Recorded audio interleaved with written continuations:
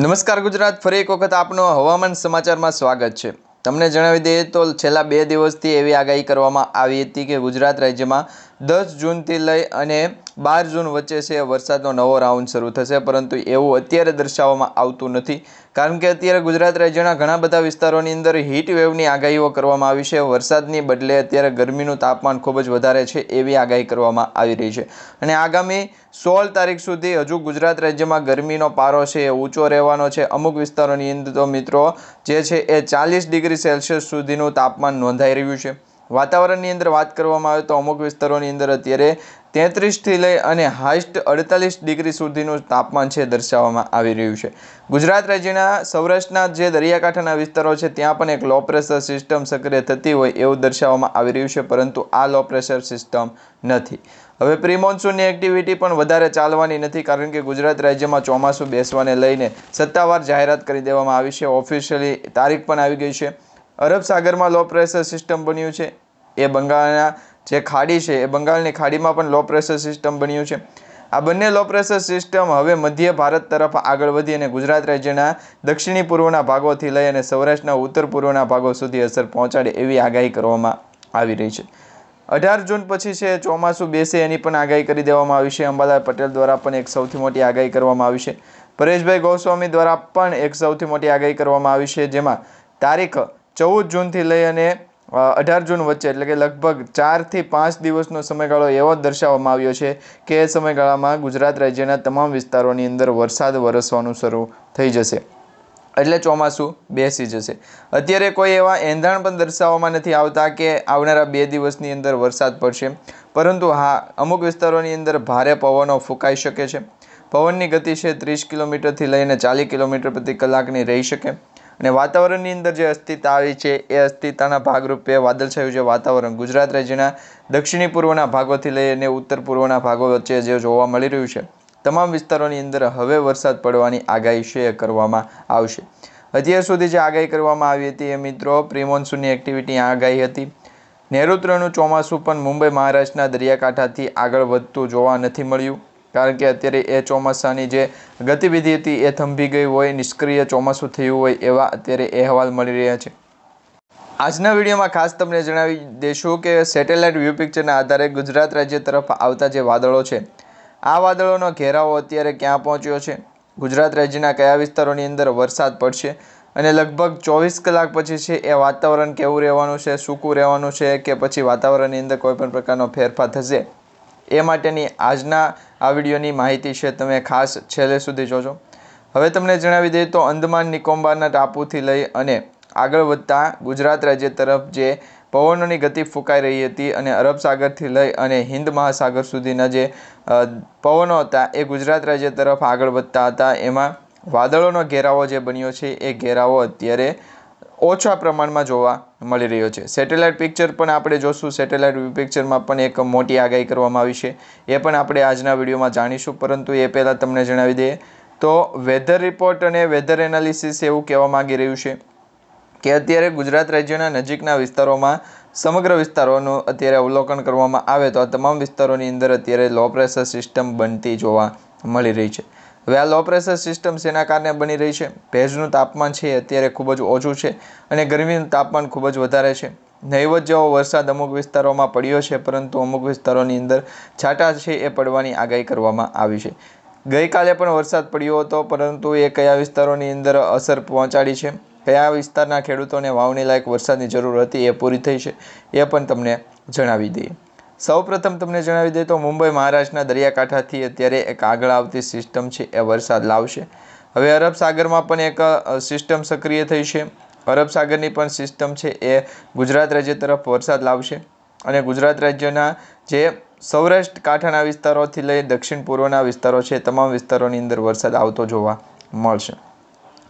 Weather report પણ એવું કહી રહ્યું છે કે દ્વારકાથી લઈ અને જૂનાગઢથી જામનગર અને જામનગરથી થાન અને ત્યાર પછી સૌરાષ્ટ્રના વિસ્તાર સુધી વરસાદ આવશે।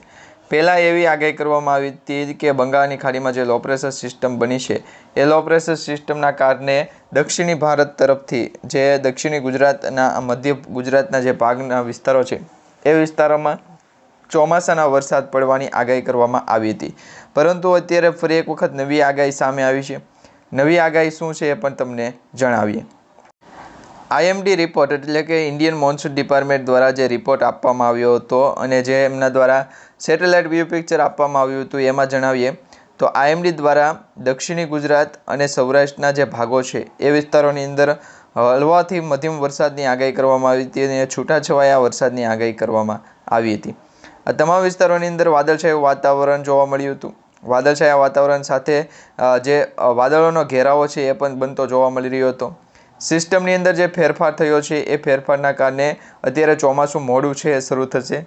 ગુજરાત રાજ્યમાં ચોમાસું છે એ 18 જૂન પછી શરૂ થવાની આગાહી કરવામાં આવી હતી। એ હવે લગભગ 18 જૂન પછી શરૂ થાય એવી પણ એક સૌથી મોટી આગાહી કરવામાં આવી છે। 18 થી 22 જૂન વચ્ચે એટલે કે 4 દિવસનો જે સમયગાળો આપવામાં આવ્યો છે આ 4 દિવસના સમયગાળામાં જો ગુજરાત રાજ્યના તમામ વિસ્તારોની અંદર વરસાદ પડવાનું શરૂ થઈ જાય એટલે એવું માની લેવાનું કે હવે ચોમાસું ગુજરાત રાજ્યમાં શરૂ થઈ ગયું છે। એ પહેલાં 8 દિવસ એવા કાઢવાના છે જેમની અંદર ગરમીનું તાપમાન ખૂબ જ વધારે રહેશે। 33 ડિગ્રી સેલ્સિયસથી 40 ડિગ્રી સેલ્સિયસ સુધીનું તાપમાન ગરમીનું નોંધાશે। વાતાવરણની અંદર અસ્થિરતા આવી છે અને આ અસ્થિરતાના કારણે અત્યારે હવામાન વિભાગ દ્વારા પણ એક મોટી આગાહી કરવામાં આવી છે। હીટ વેવની આગાહી કરવામાં આવી રહી છે। 24 કલાક પછી છે આ વાતાવરણની અંદર ગરમીનો બફારાનો વધારો થશે અને આ હીટ વેવના કારણે વાતાવરણીય ભેજ છે એ શુષ્ક બન્યા છે અને વાતાવરણ પણ ચોખ્ખું થયું છે। વાદળોનો ઘેરાવો અમુક વિસ્તારોની અંદર જે રહ્યો છે એ વિસ્તારો કયા કયા છે તમને સૌપ્રથમ જણાવીએ। ભાવનગર, બોટાદ, અમરેલી, ગીર સોમનાથ, દીવ, જૂનાગઢ અને રાજકોટ આ વિસ્તારોની અંદર વાદળોનો ઘેરાવો હતો પરંતુ એ વહેલી સવાર પૂરતીનો જ હતો। આવતીકાલે જે વાદળછાયું વાતાવરણ છે એની અંદર ફેરફાર થશે અને દિવસ દરમિયાન એટલે કે બપોર સુધીમાં વાતાવરણની અંદર છે એ ગરમીનું તાપમાન વધશે અને બપોરના 5 વાગ્યા સુધી અથવા તો સાંજના 7 વાગ્યા સુધી છે એ તડકો પણ ખૂબ જ રહેવાનો છે ને ગરમીનું તાપમાન ખૂબ જ વધારે રહેવાનું છે। એના કારણે હીટવેવની આગાહી કરવામાં આવી છે। આ સાથે 10 તારીખના રોજ કયા વિસ્તારોની અંદર આંશિક જે છે એ સંભાવના દર્શાવવામાં આવી તમને જણાવીએ તો 10 તારીખના રોજ છે એ તાપી, ડાંગ, નવસારી, દમણ, વલસાડ, દાદરનગર હવેલી જે દક્ષિણી ભાગ છે એ વિસ્તારોની અંદર હળવાથી મધ્યમ વરસાદની જે આગાહી છે કરવામાં આવી રહી છે। આ સાથે સૌરાષ્ટ્રના દરિયાકાંઠાના વિસ્તારોમાં ભાવનગર, અમરેલી, બોટાદ અને ગીર સોમનાથ આ વિસ્તારોની અંદર હળવાથી મધ્યમ વરસાદની આગાહી કરવામાં આવી છે। તમામ વિસ્તારોમાં મિત્રો વરસાદ તો નથી પડવાનો પરંતુ આગાહી એવી કરવામાં આવી છે કે જો વાદળોનો ઘેરાવો બને અને ધોધમાર વરસાદ પડવાની જે આગાહીઓ અત્યારે તો થતી નથી પરંતુ ચોમાસાની ઋતુને લઈને આગાહી થાય તો એ પહેલાંની જે પ્રી મોન્સૂનની એક્ટિવિટી છે એ પ્રી મોન્સૂન એક્ટિવિટીના ભાગરૂપે વાદળછાયું વાતાવરણ રહેવાનું છે। વાતાવરણની અંદર મોટો પલટવાર આવવાનો છે। તમામ પરિબળોના કારણે અત્યારે છે આ વિસ્તારોની અંદર જે છે એ ગ્રીન એલર્ટ આપવામાં આવતું હોય અથવા તો ગ્રીન એવો સિમ્બોલ આપવામાં આવતો હોય। મોટાભાગે આ તમામ વિસ્તારોની અંદર વરસાદ તો પડવાનો નથી પરંતુ 18 જૂન પછી છે વાદળછાયું વાતાવરણ સમગ્ર ગુજરાતમાં રહે એવી સેટેલાઇટ પિક્ચર પણ દર્શાવવામાં આવી રહ્યા છે।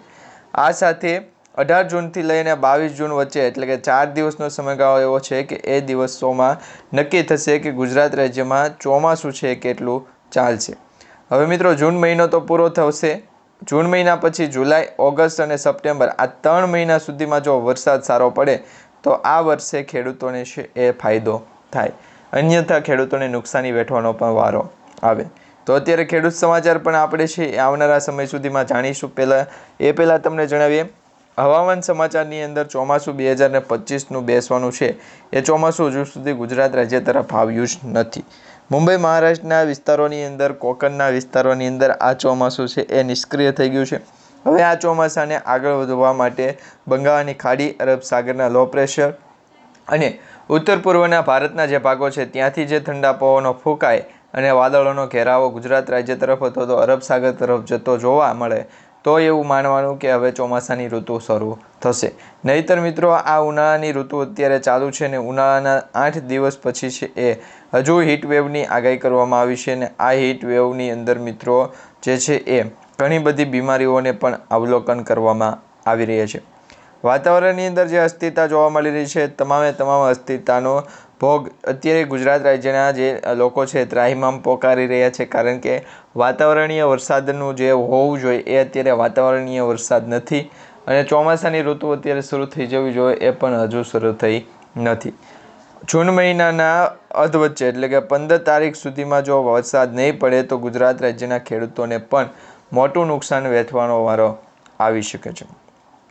આ સાથે મિત્રો આપણી ચેનલમાં ઘણા બધા એવા મોડેલોના આધારે ચાર્ટ જે નક્કી કરવામાં આવતા હોય એ ચાર્ટના આધારે પણ આપણે છે માહિતી મેળવશું. તો અત્યારે જે ચાર્ટ નક્કી કરવામાં આવ્યો છે એ 9 તારીખનો છે. તમે અહીંયા સ્ક્રીન ઉપર પણ જોઈ શકો છો. 9 જૂનના રોજ જે ચાર્ટ રજૂ કરવામાં આવ્યો છે, ચાર્ટની અવલોકનની માહિતી આપણે મેળવી.